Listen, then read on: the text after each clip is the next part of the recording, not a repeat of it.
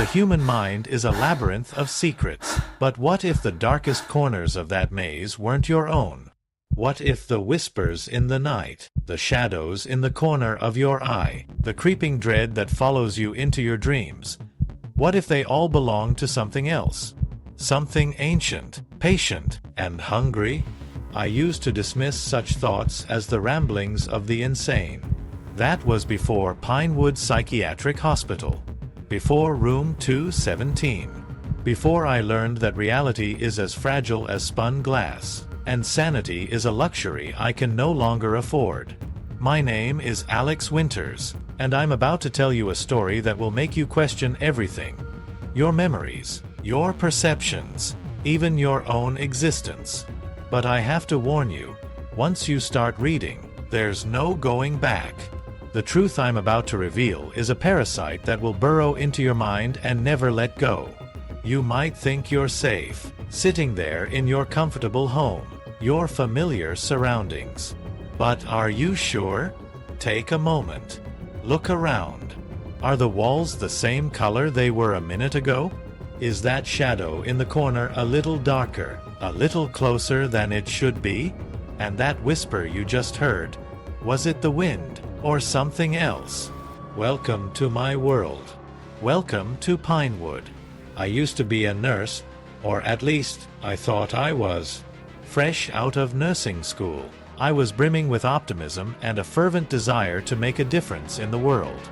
My education had equipped me with not only medical knowledge but with a compassion and empathy that I believed would allow me to connect with my patients on a profound level. It was a time of hope and ambition, a moment when I could see my future unfurling before me like a bright, limitless horizon. When I landed a job at Pinewood Psychiatric Hospital in the small town of Milldale, Oregon, I felt as though my dreams had been realized. At last, I was stepping into the realm I was destined for, a place where I could lend a helping hand to those who desperately needed it. The thought of working alongside seasoned professionals, engaging with individuals battling their inner demons, and playing a role in their healing journey filled me with excitement. Little did I know, this would not be the starting point of an inspiring new chapter, but rather the creeping onset of a nightmare that would consume my entire existence. Pinewood was an imposing structure, a relic from the early 20th century that loomed over the surrounding pine forest like a watchful sentinel. As I approached the massive building for the first time, a sense of unease replaced my earlier excitement.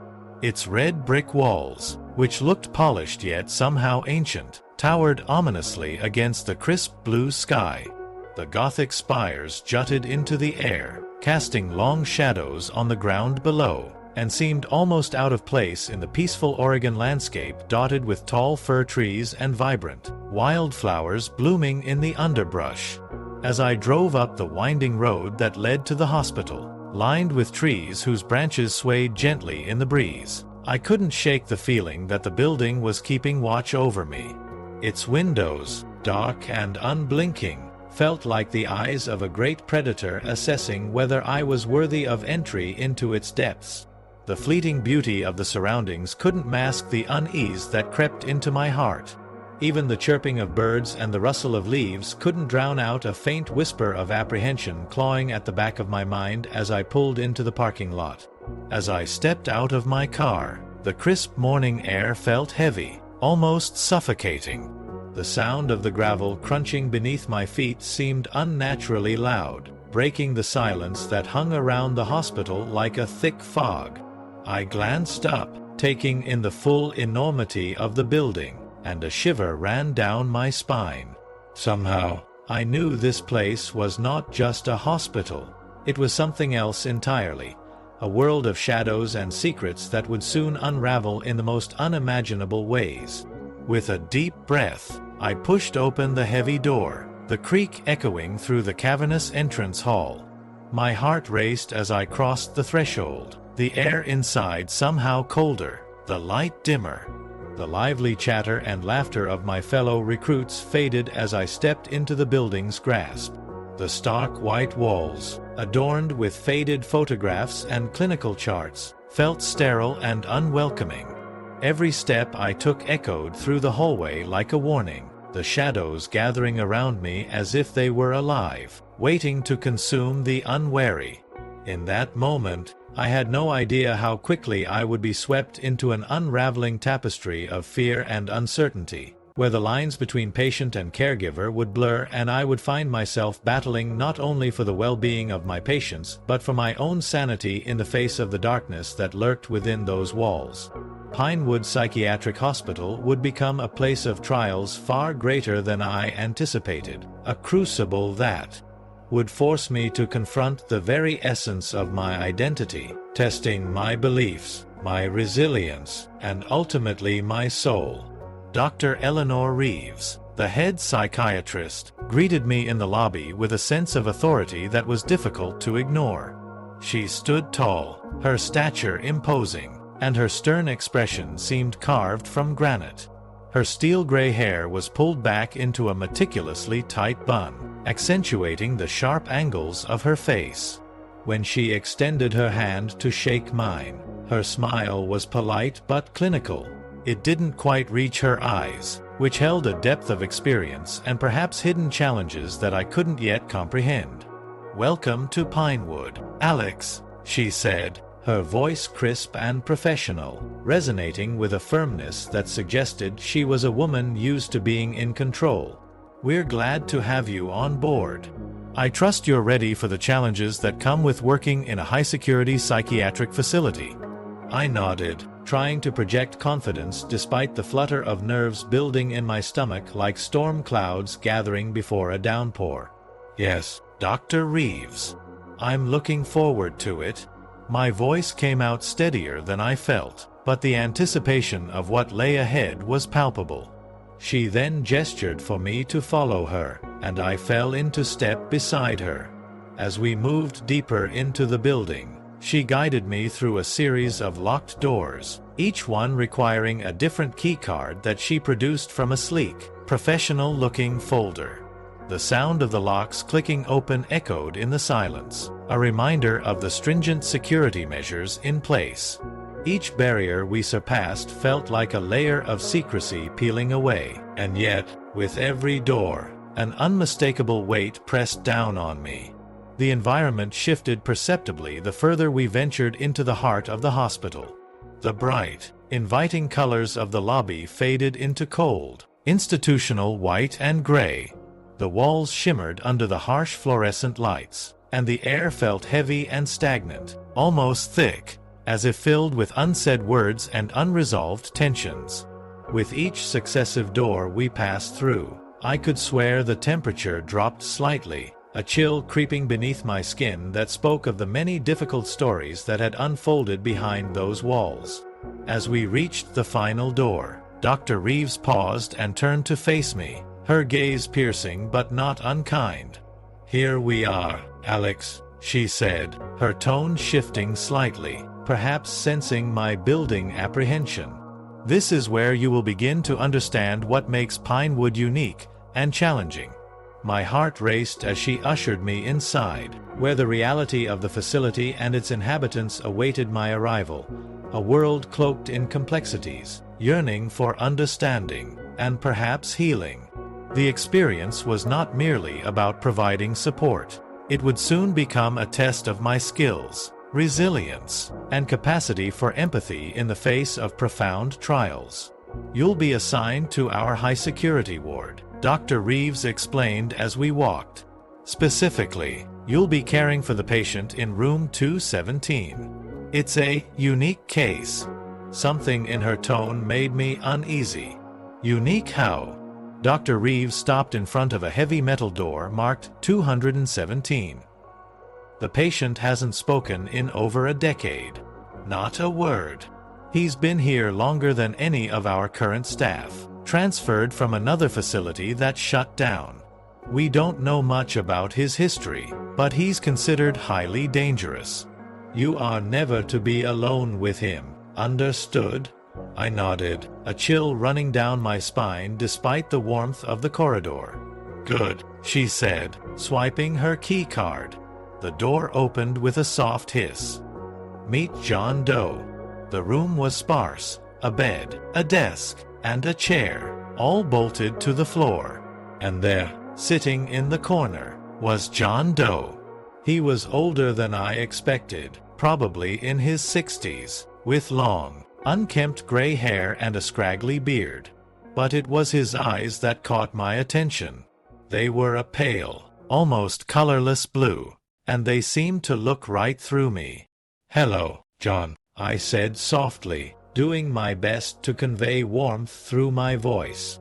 "I'm Alex, your new nurse." I had rehearsed this introduction in my mind countless times on the way to the ward, trying to find the right balance of professionalism and compassion. John didn't respond. He didn't even blink. His stillness sent a shiver down my spine. It was as if I wasn't there at all, just a ghost hovering in the periphery of his consciousness. I could only see the outline of him beneath the crisp white sheets, his body shrouded in silence. Dr. Reeves interrupted my thoughts, clearing her throat. "As you can see, he's non-responsive," she stated matter-of-factly. Her tone held the authority of experience, and I listened intently, eager to absorb every word. "Your job will be to monitor his vitals, administer his medication, and report any changes in his condition, no matter how small. Do you understand all of that?" I tore my gaze away from John, feeling a spark of determination rise within me, and nodded firmly. "Yes, Dr. Reeves. I understand."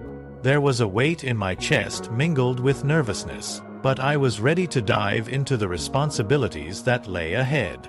As we left the room, I couldn't shake the unsettling feeling that those pale blue eyes were silently observing my every move, as if they had the power to see through the layers of my being and into the core of my intentions. Was it just my imagination playing tricks on me? I told myself that it was simply first-day jitters, a natural response to stepping into the unknown as a newly minted nurse. However, there was an eerie stillness in the air, a quiet that felt heavy with unanswered questions. What had happened to John? Why was he in this state? The more I tried to push these inquiries from my mind, the more they clawed their way back in. I found myself glancing over my shoulder, half expecting to catch a glimpse of him seemingly alive and engaged, sharing his thoughts or stories with me. But if only I had known then what I know now. If only I had turned around and walked out of Pinewood, leaving the sterile, cold walls and the unnerving ambience behind me, never to return. It might have spared me the agony of what unfolded in the days, weeks, and years to come. But I didn't make that choice. And oh, how that decision would haunt me for the rest of my life, etched into my memory with the sharp clarity of a nightmare that I knew I couldn't escape. Every moment spent in that ward, every breath I took while tending to John's lifeless form, would resurface in a cacophony of regret. I couldn't have known then that my path, tangled with his inexplicable fate, was about to take a turn that would change everything in ways I could never have anticipated. The first few weeks at Pinewood were uneventful. I settled into my routine, checking on John Doe 3 times a day, always with another staff member present to ensure safety and protocol adherence. Each interaction was predictably monotonous. John never spoke, never reacted, just sat in his corner, a silent sentinel of despair, his gaze fixed on some unseen point in the distance. The dull gray walls of the room echoed the listlessness of his existence, and I often found myself wondering what thoughts could possibly linger in his mind, if indeed there was anything to ponder. At first, I tried to engage him, speaking softly and offering gentle encouragement, but my words hung in the air, unanswered. There was a sense of resignation that permeated each visit, a shared understanding that John and I inhabited different worlds, one of life and responsibilities, the other of silence and isolation. I began to weave my routine into a pattern that fit nicely within the chaotic rhythm of the facility. Observations, assessments, and the occasional exchange of pleasantries with the other staff members as we came and went. But then, strangely, things began to change.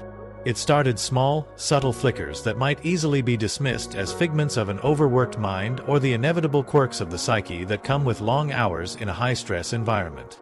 I noticed oddities, a whisper here, an unexplained draft there. Shadows seemed to stretch and contract just beyond the corner of my vision. I brushed it off at first, attributing it to fatigue or perhaps the low hum of paranoia that settles in when one is surrounded by the fragility of the human condition. After all, as caretakers, we were no strangers to stress. One particular night, as I was doing my final rounds, the stillness of the corridor felt charged with static electricity, a palpable tension that set my nerves on edge. It was then that I heard something that made my blood run cold. A whisper, so faint I almost missed it, floated through the air, ethereal and disembodied, coming from room 217. "Alex." I froze, my hand hovering over the door handle, heart pounding in my chest. It couldn't be. John Doe hadn't spoken a word in years. His condition rendered him mute, a mere shell of who he once was. I shook my head, trying to clear the fog of confusion enveloping me. It must have been a trick of the mind, a product of exhaustion finally catching up with me. With a deep breath, I decided to shake off my unease and opened the door, determined to remain professional in the face of my rising anxiety. John was in his usual spot, looking as unmoving and unseeing as ever. The faint light from the single bulb above cast an eerie glow, framing his gaunt face in shadows. As I approached to check his vitals, a chill raced down my spine. Out of the corner of my eye, I thought I caught a flicker of movement, his lips, just slightly, as if they had attempted to form words. "John," I said softly, almost afraid to disturb the fragile silence. "Did you say something?" No response came. Instead, there were those pale blue eyes, fixed on nothing but the emptiness surrounding him. Despite his stillness, an inexplicable sense of awareness seemed to emanate from him, casting doubt on my initial belief that he was completely unreachable. The weight of his gaze was disconcerting, stirring something deep within me, a sense that perhaps all was not as it seemed behind those vacant eyes. The silence in the room felt oppressive, thickening the air, and I felt myself retreating into my own thoughts, wondering if I had somehow unlocked something deep within John or if I was merely spiraling into my own realm of delusion. What did it mean if he really had spoken? What did it mean for all our observations, our protocols? With each passing day, the uncanny occurrences began to layer over one another, until reality itself felt like a fragile tapestry, threatening to unravel at any moment. I found myself standing at the edge of something ominous, teetering between the mundane and the extraordinary, with a growing dread that the truth hiding within the walls of Pinewood was far darker than I could ever have imagined. I finished my checks quickly and left the room, my heart pounding. As I walked down the corridor, I heard it again, a whisper, right behind me. "Alex, help me." The plea echoed in my mind as I spun around, adrenaline coursing through my veins, but the corridor behind me remained empty and silent. The harsh fluorescent lights hummed overhead, casting an almost surreal glow on the whitewashed walls. My breath came in short gasps, a mixture of incredulity and fear. In a desperate bid for clarity, I hurried to the nurse's station, my heart racing. It was just my imagination, I kept telling myself. The stress of the job, the long hours, the relentless nights, it was bound to get to anyone eventually. But as I reached the station, the unease settled like a weight in my stomach, just as it had so many times in recent weeks. As the days passed, the whispers grew more frequent, more urgent. They seemed to drift out of the very walls, curling around my mind, taunting me. At first, they were soft, almost like the gentle rustle of wind, but soon they became more insistent, more demanding. No longer mere echoes, they morphed into voices, murmurs that clawed at my sanity.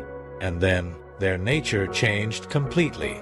I began to see things, shadows flickering in the corners of my vision, figures that slipped through doorways before I could get a good look, I would walk past an empty room, and in that fleeting moment, I'd swear I saw someone standing there, their form hazy and indistinct. But always, those haunting pale blue eyes were there, fixed on me.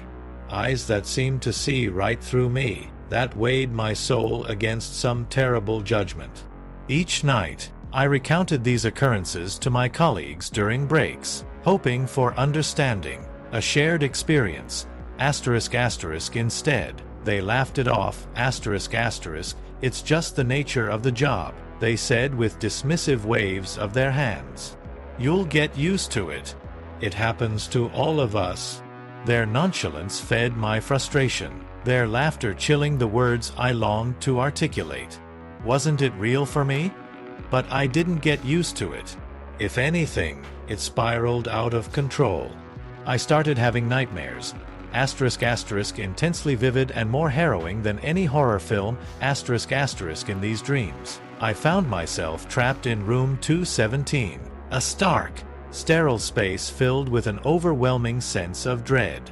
I would pound on the thick, locked door, my fists bruising against the wood, my voice raw as I screamed for help, desperately hoping someone would hear me. But no one came. And behind me, in that suffocating darkness, he was always there, John Doe, a figure I had only heard about in hushed whispers around the hospital, his presence palpable yet elusive. His pale eyes glowed with a light that seemed unnatural in the gloom, his mouth stretching into a grotesque grin filled with rows of sharp, gleaming teeth. I felt frozen in place, terror anchoring me while I awaited the inevitable, waiting for those teeth to close around me. I would wake up drenched in sweat, my heart racing, the acrid taste of fear in my mouth, the echo of my screams still rang in my ears, a cruel reminder that whatever realm these nightmares came from, they felt oh so real. But were they just dreams? Doubts gnawed at me, and as I examined my body each morning, reality crumbled further beneath my feet. Sometimes I would find dark bruises on my arms, mottled patches of skin that looked like fingerprints, as if someone else had held me down. Once, I woke up with deep scratches on my back, furrows that were too deliberate, too jagged to be self-inflicted, I didn't know how to explain them, and I certainly didn't feel safe sharing these developments with my colleagues. What if they could see the fear in my eyes, the wildness creeping into my demeanor? And so, I kept it to myself, certain that every glance toward an empty room, every soft patter of footsteps behind me was drawing me deeper into a web I couldn't escape. I felt the walls of my reality closing in, the whispers growing louder, more insistent, as if summoning me somewhere I dared not tread. The fear melded with exhaustion, entwining itself with my every thought, as I wondered just how far I could push the limits of my sanity before breaking entirely. Tension coiled tight within me, setting me on edge, while I grappled with a truth I wasn't ready to acknowledge. I was not alone, my work began to suffer. The once vibrant enthusiasm I had for my job at Pinewood faded into a dull haze of dread and anxiety. I became jumpy, paranoid. Even the slightest flicker of movement from the corner of my eye made me flinch, and every unexpected sound, through the creaking of the old building or the hum of the fluorescent lights, made me gasp as if it were an omen. My colleagues, once my friends and allies in the daily grind, started to give me worried looks filled with pity and confusion. I could catch snatches of their hushed conversations when they thought I couldn't hear. Words like unstable and overworked floated through the air and pierced me like daggers. But I could hear. I could always hear. To my horror, it wasn't just the whispers and rustling of papers that were becoming amplified in my mind. It was as if a shadow loomed over my thoughts, twisted tendrils of paranoia wrapping around my sanity, clawing at the edges of my mind.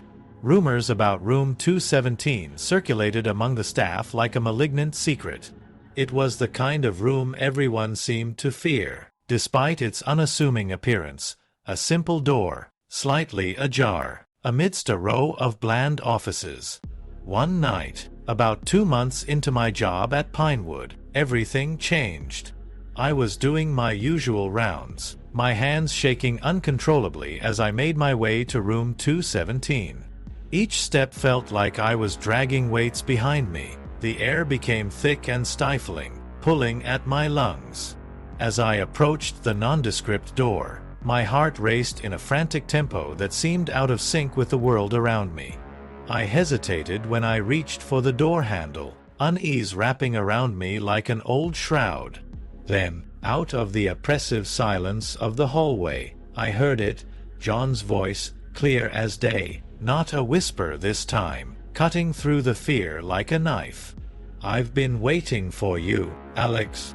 I stumbled backward, adrenaline coursing through my veins. My heart pounded so hard I thought it might burst out of my chest, echoing loudly in my ears. This was impossible. John Doe had been a shadow among us for years, a silent figure who spoke only in the language of torment to those who dared to look into his eyes. He didn't speak. He hadn't spoken in years. With trembling hands, I swiped my keycard and forced myself to turn the handle, bracing for whatever lay within. The door creaked open, revealing a dimly lit room where shadows danced and flickered, the single overhead light casting an unsettling glow. There he was, John, standing in the middle of the room, those pale blue eyes fixed directly on me. They held a glint that was both eerie and strangely inviting. He smiled, and in that moment, I knew true terror. It was as if the very air had shifted, trapping me in a nightmare stitched together by distorted memories and fears I had buried deep. What do you want?" I managed to stammer, my voice barely above a whisper, filled with confusion and an instinctual fear that screamed at me to run. John's smile widened, revealing teeth that seemed too sharp, too numerous, like a predator reveling in its prey's fear. "I want you to remember, Alex. Remember who you really are." His voice had a deep, unsettling cadence, each word dripping with an unnerving familiarity. The room around me seemed to pulse with a life of its own, shadows flickering like hidden figures, watching. As those words surged through my mind, a tidal wave of memories began to crash upon me, each more fragmented and horrific than the last. Scenes of laughter, friendship, betrayal, and days turned into a blur as I immersed myself in countless files, pages upon pages filled with clinical notes, treatment plans, and snapshots of a life I once believed was mine. The fluorescent lights of the hospital's archive room buzzed relentlessly above me, and yet the dim glow did little to illuminate the truth I was desperately seeking. With each document I sifted through, fragments of my past began piecing themselves together, but they were jagged and painful, like shards of glass in an open wound. I stumbled across an old incident report, dated nearly a decade earlier. It detailed a patient named Alex Harrington, a young nurse suffering from acute psychosis, admitted after a particularly violent episode. The words blurred as I read on, patient exhibiting signs of severe trauma, history of aggressive outbursts and delusions, subject to involuntary treatment.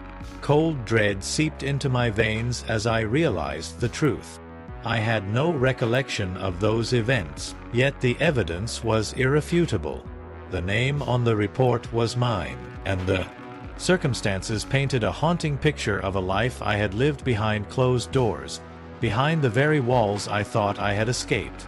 My heart raced as I recalled every face, every interaction, every shift in the sterile halls of the hospital. Had they been kind or cruel? Had I truly believed I was a nurse all along? Or had I merely been playing a part in a twisted role I had been forced into? As I dug deeper, I unearthed another file, this one shockingly bare. The only note on it was a scrawled directive: commence treatment, aversion therapy. My stomach twisted with confusion. Treatment for what? Behavior deemed dangerous? Personality disorders? All these questions raced through my mind, threatening to drown me in their intensity. I couldn't shake John's words from my thoughts. This wasn't just a job. This was an elaborate facade. I was trapped in a cunning web of deceit, manipulated into forgetting truths that were meant to be buried. The implications of my discoveries weighed heavily on me, like a thick fog that refused to lift. Desperate for answers, I reached out to a former classmate, Lisa, who had risen through the ranks and was now a psychiatric nurse at the same facility. Maybe she would have insight into my past, into John, into my treatment. I phoned her late one night, my hands trembling as I dialed. "Lisa, it's Alex," I said when she answered, my throat tightening. "I need to talk to you about what happened. About me." There was a brief silence on the other end, before she replied. "Alex? I thought you were gone." "What do you mean? What happened?" "You need to help me understand," I urged. "The records, the treatments. What was I treated for? Why can't I remember?" Her sigh weighed on me. "Meet me tomorrow. But be careful. If they find out you're looking into this, it's not just your life at stake, Alex." That warning settled in my gut like a stone, but I clung to the hope that Lisa could help untangle the mess of memories swirling in my mind. The next day, I donned a facade of normalcy, slipping into scrubs as I headed to the hospital. But as I made my way through the familiar corridors, dread coursed through me. Could I confront the truth about John Doe and myself? Could I face the darkness that lingered, waiting to consume me whole?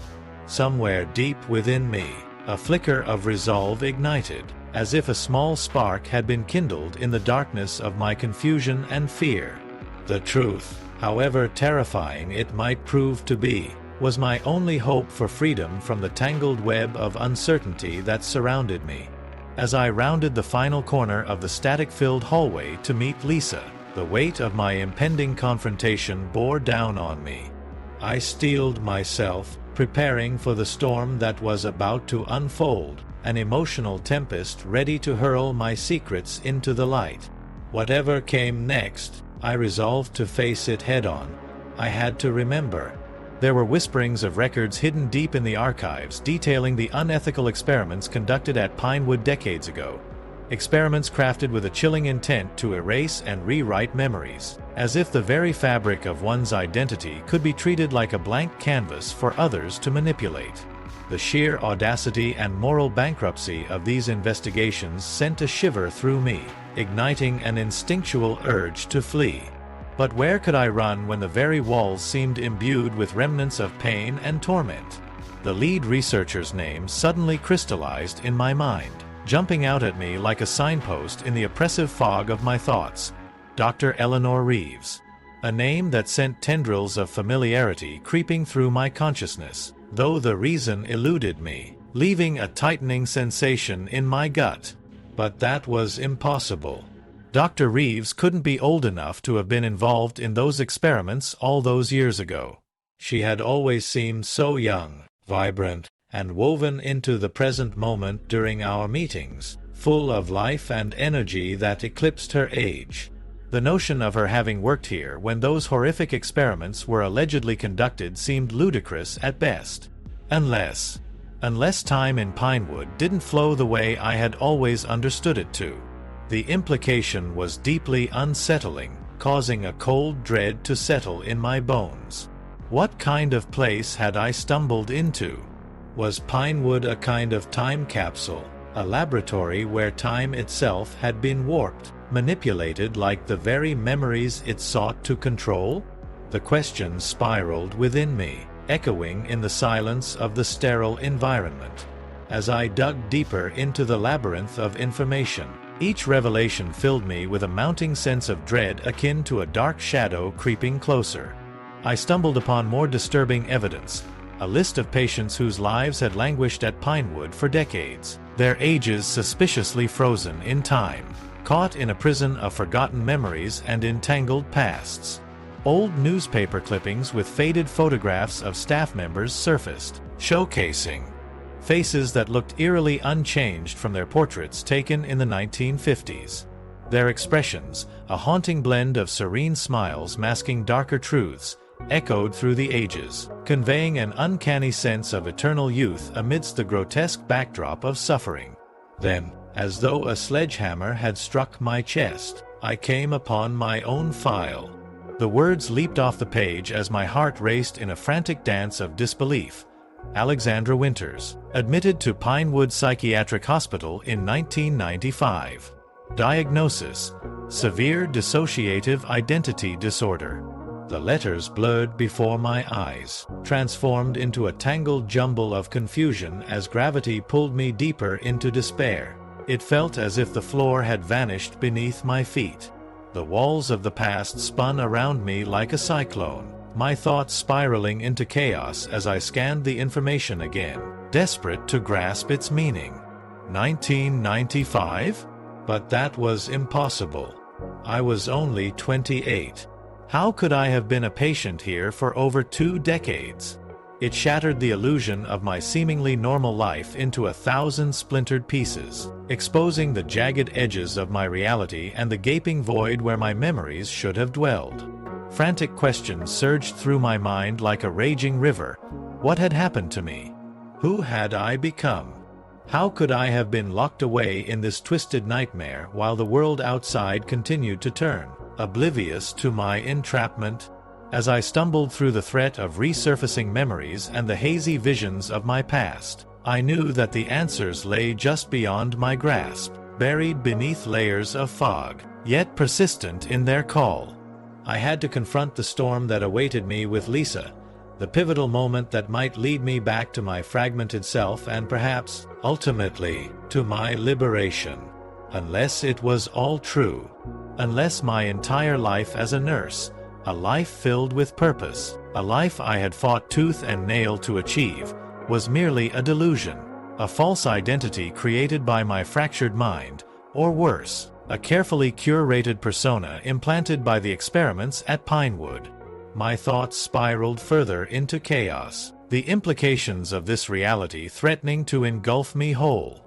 I don't know how long I sat there, lost in the dark labyrinth of my own mind, staring at my file while the truth clawed at the edges of my sanity.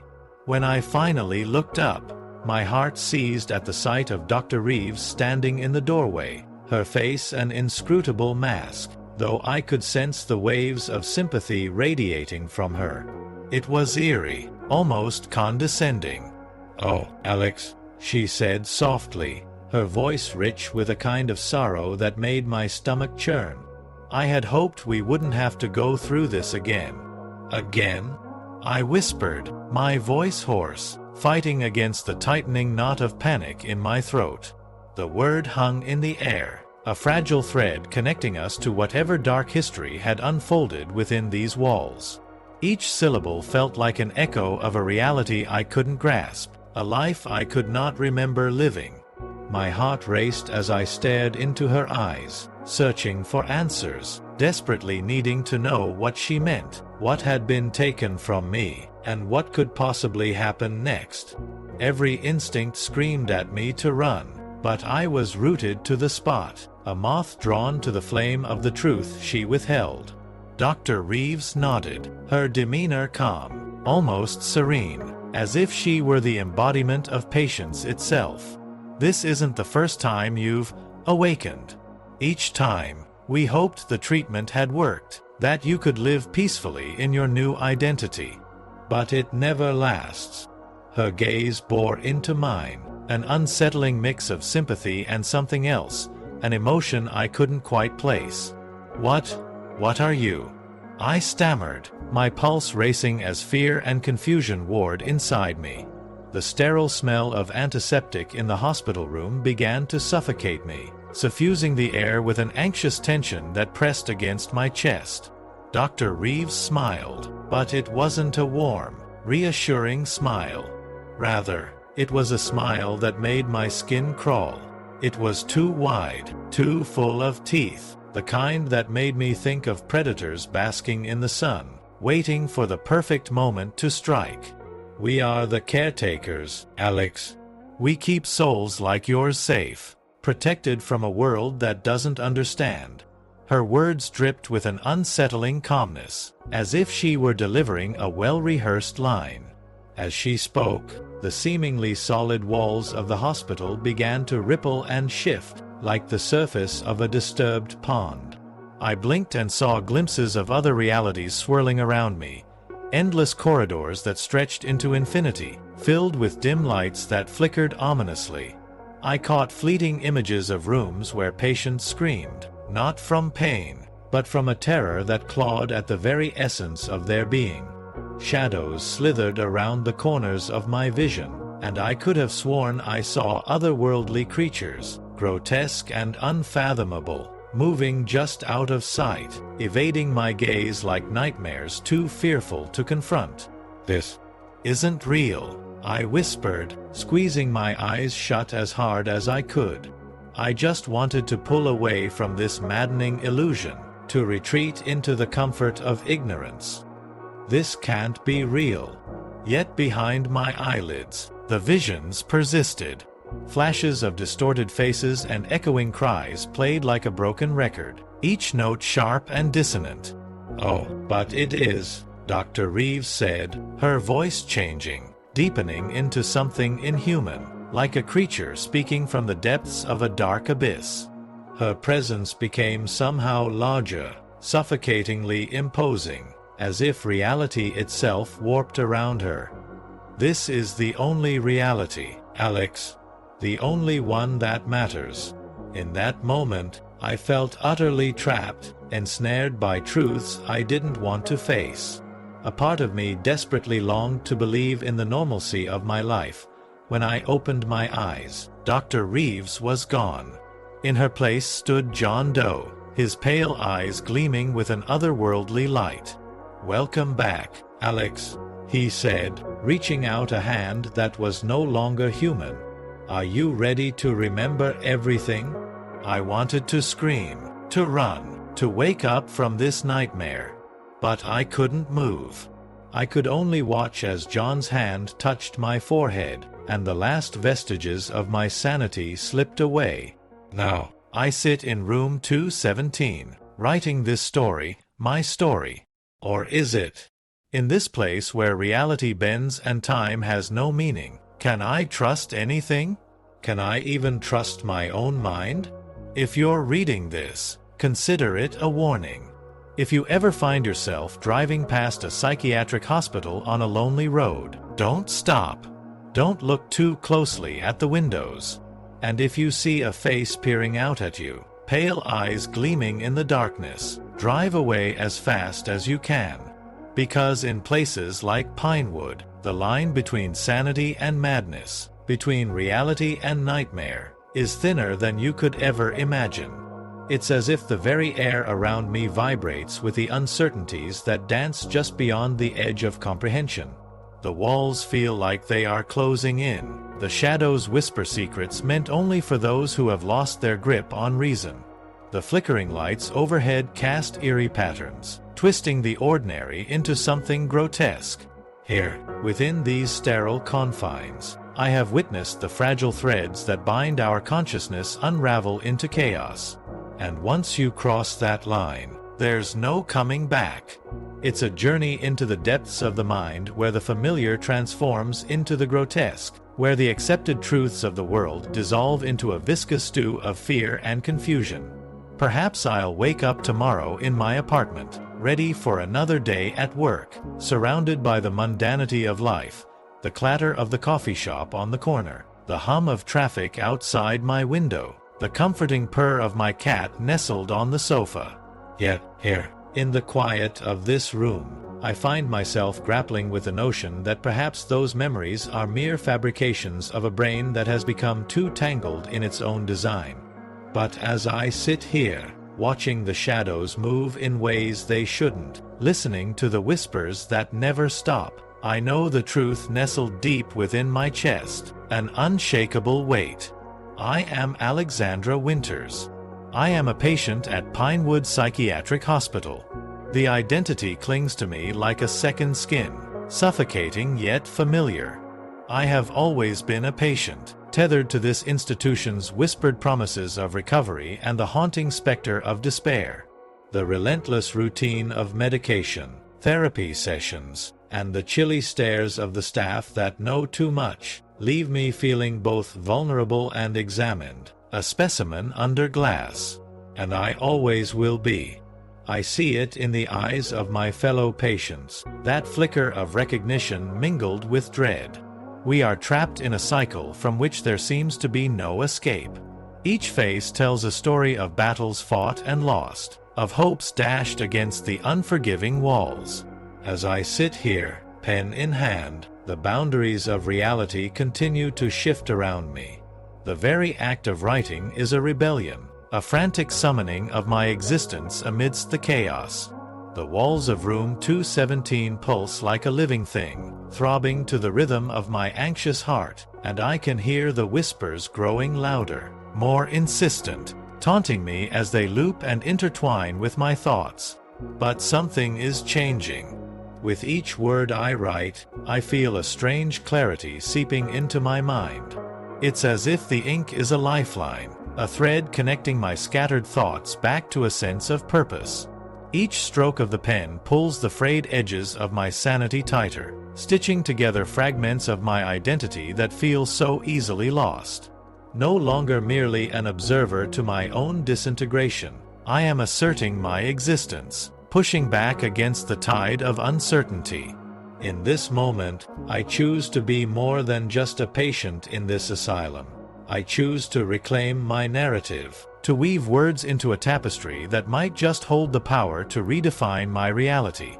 As I delve deeper into my thoughts, the shadows seem to recede, shrinking back from the light of revelation spilling from my pen. The whispers turn softer, transforming from cruel mockery to a mere hum, an unrelenting reminder that while the darkness may linger, I still hold the power to illuminate my path. I may be at Pinewood, but I refuse to let it define me. With every keystroke, I am not just Alexandra Winters, the patient. I am Alexandra Winters, the storyteller. And perhaps, buried beneath the weight of diagnosis and despair, lies a flicker of hope waiting to be ignited. Suddenly, the door bursts open. Dr. Reeves stands there, but she's different now. Her human facade is slipping, revealing something ancient and terrifying beneath. Behind her, I can see other staff members, their forms twisting and changing in ways that defy comprehension.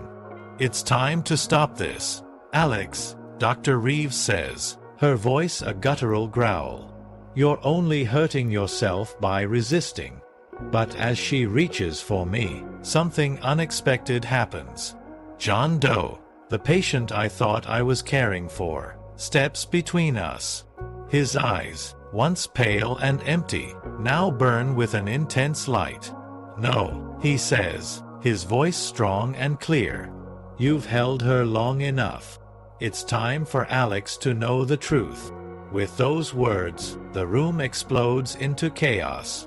Reality itself seems to tear apart, and I'm assaulted by a flood of memories, real memories.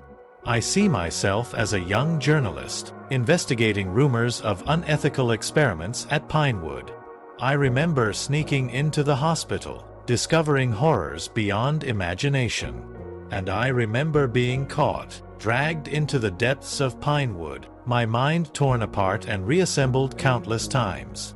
John, no, not John, I remember now, turns to me. "My name is David," he says.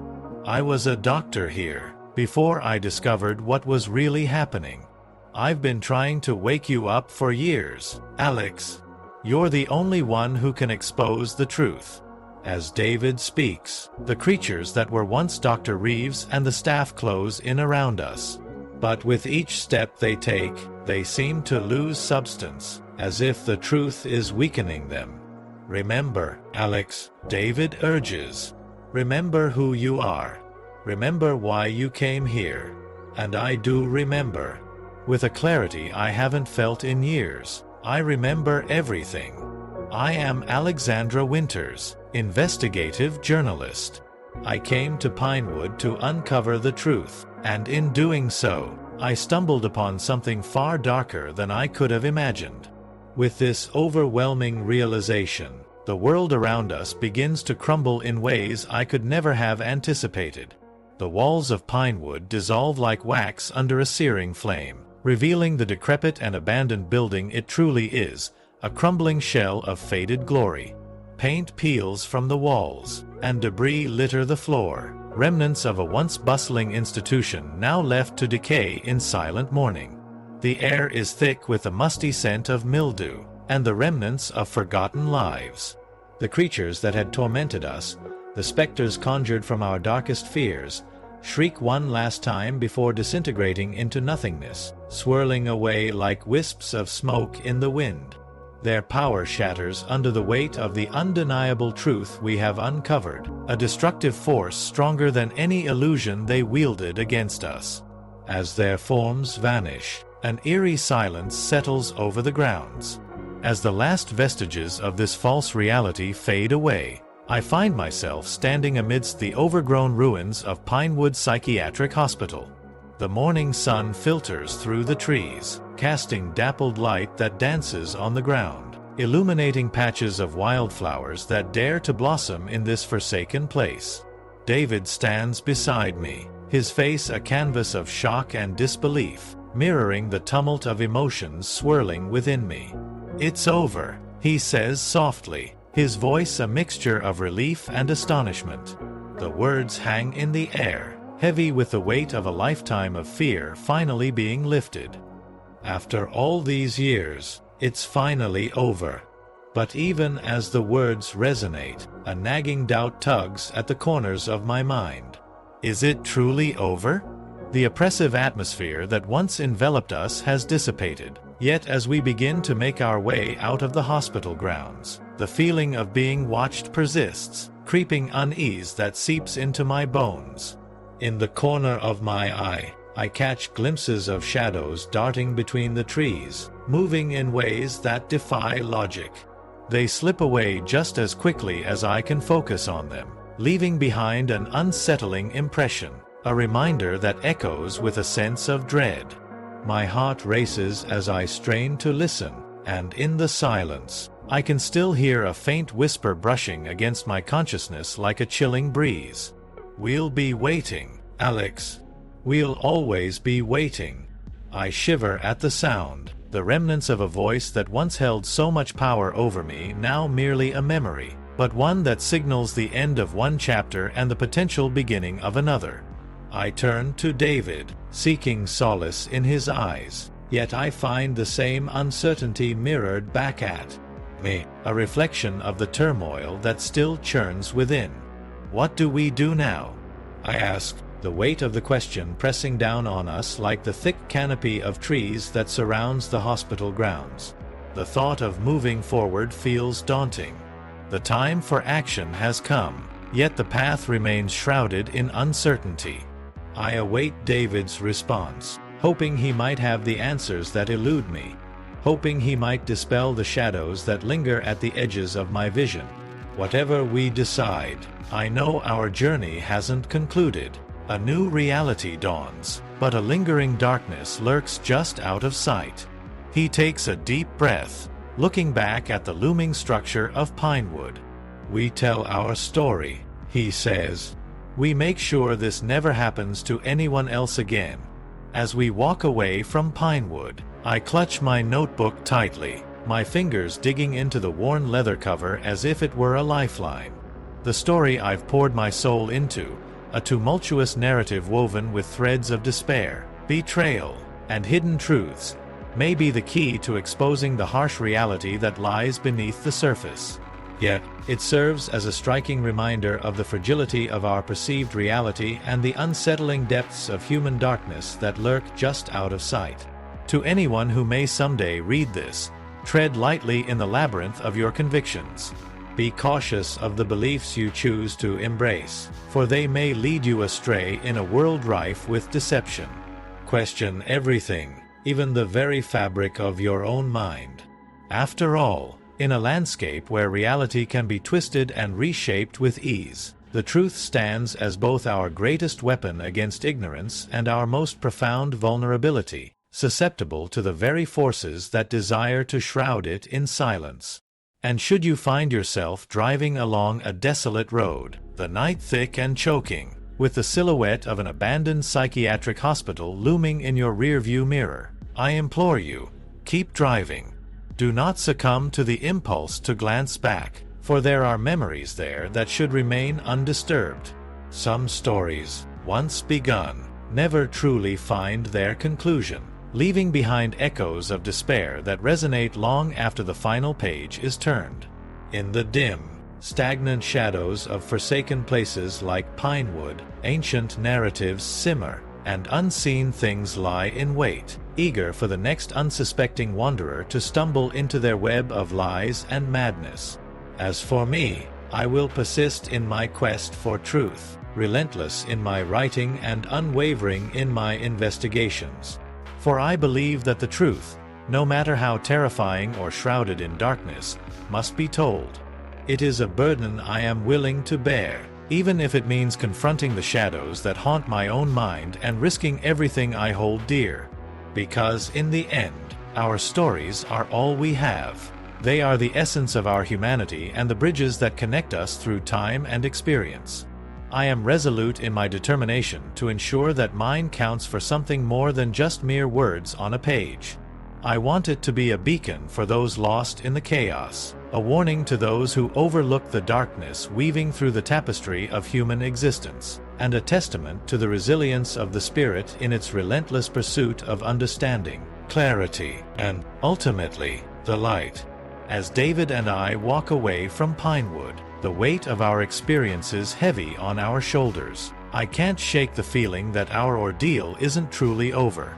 The sun is dipping low on the horizon, casting long shadows across the overgrown path, and in those shadows, I swear I can see movement, quick, darting movements that make my heart race and my breath come shallow. The memories of the last few days rush back to me like a relentless wave. The rituals, the whispers, the chilling secrets that seem to breathe life into the very air around us. With each step, I try to convince myself it's just my imagination, but I can feel the hairs on the back of my neck prickling. Fear hangs thick in the air, almost palpable, as if the ominous presence of Pinewood itself is still watching us leave. The branches of the trees loom overhead like skeletal fingers, reaching out to ensnare us once more. Every crack of a twig beneath my feet seems amplified in the silence of dusk, and I fight the urge to turn back, to look over my shoulder, half expecting to see Dr. Reeves or one of her enigmatic staff members materializing out of the shadows. We finally reach my car, parked where I left it what feels like a lifetime ago. An eternity since that first day when everything seemed ordinary, mundane even. The once familiar surroundings now feel foreign, haunted by the remnants of our revelation. As I fumble for my keys with trembling hands, that chill runs down my spine again, a feeling of dread coiling tight in my stomach. It's then that I notice it. There, on the windshield, is a single white envelope, pristine and out of place against the darkened glass. My heart quickens, and I glance at David, searching for reassurance in his expression, but his brow is furrowed as he reads the unease in my face. I reach out, hesitating briefly before pulling the envelope from the surface of the car, feeling an electric static buzz at my fingertips as if it's alive in its own right. With a deep breath, I carefully peel it open, my pulse pounding in my ears. Inside is a photograph, a seemingly innocuous group picture of the Pinewood staff, but I can feel the weight of it pressing down on me. Dr. Reeves stands in the center, her smile cold and predatory, a mask that conceals the darkness swirling just beneath the surface. Despite the brightness of the moment captured, a grotesque irony underlies her cheerfulness. But it's not her that catches my eye. It's the figure standing in the back row, partially hidden in shadow, a mere silhouette against the blaring smiles of the others. I squint at the photograph, my hands trembling as the realization crashes against me like a wave. It's me. There I am, captured in a moment I don't remember, my eyes wide with a mix of confusion and fear, and yet there's something else lurking in that likeness, an unrecognizable, deeper darkness, like I'm peering into the depths of a twisted mirror. The implications ripple through my mind, sending icy fingers down my spine. "What is it?" David asks, his voice low and cautious. I can tell he senses the dread that has wrapped itself around me, that tenebrous feeling that something unspeakable is lurking just out of sight, waiting for the opportune moment to strike.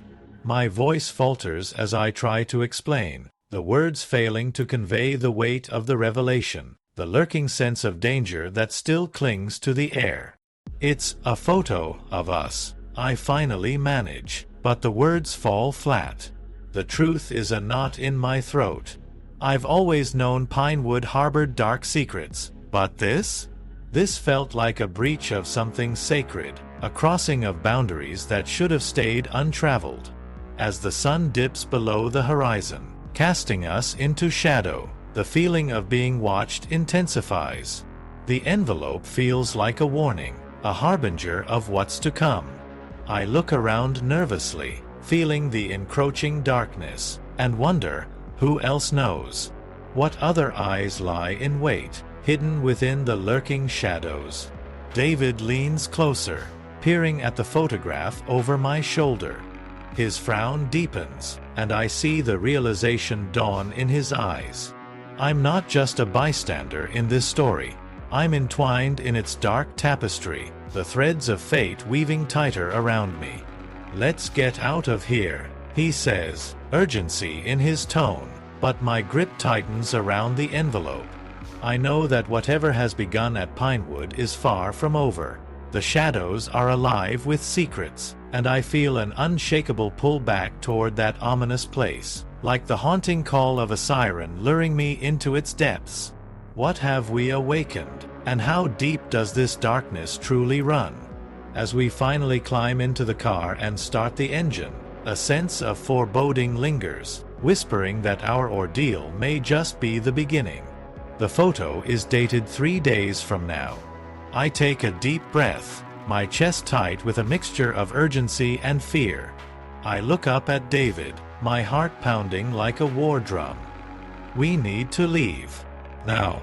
The words tumble out of my mouth, frantic and desperate, devoid of the calm I wish I could muster.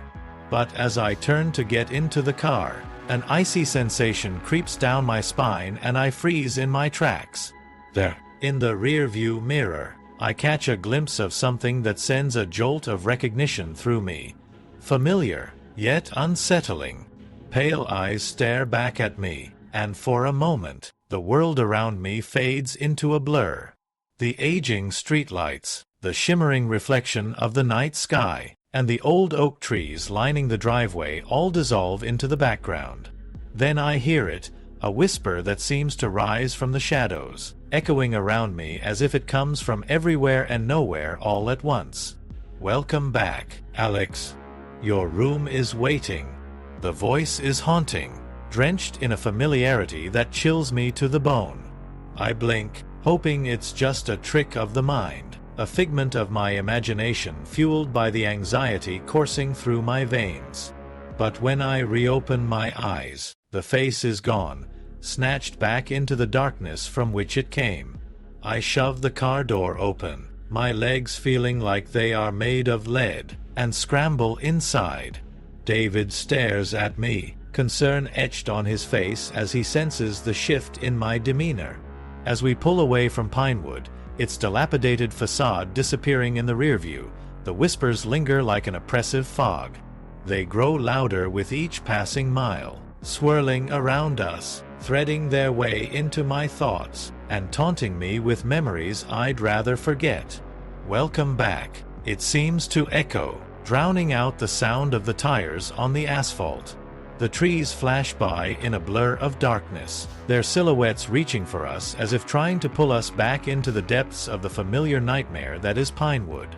I glance at David, his hands gripping the wheel tightly, and I can see the same apprehension reflected in his eyes. We race down the winding roads, but the haunting certainty gnaws at my insides like a ravenous wolf. No matter how far we run, no matter where we hide, Pinewood will always be waiting. I lean my head against the cool glass of the window, the chill biting into my skin, and I can't help but remember those twisted faces, the laughter that echoed down empty halls, and the shadows that danced just out of reach. The past clings to me like a second skin, and it is suffocating. Because some stories never truly end, and some nightmares you never really wake up from. In the recesses of my mind, I know that Pinewood is more than just a place. It is a ghost, a memory that lives and breathes, watching, waiting for my inevitable return. The photo that foretells the future weighs heavily on my thoughts, the date looming like a dark specter. My room awaits, just as that sinister voice promised.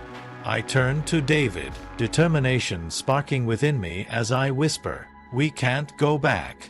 We just can't." But deep down, I fear that it may not be our choice.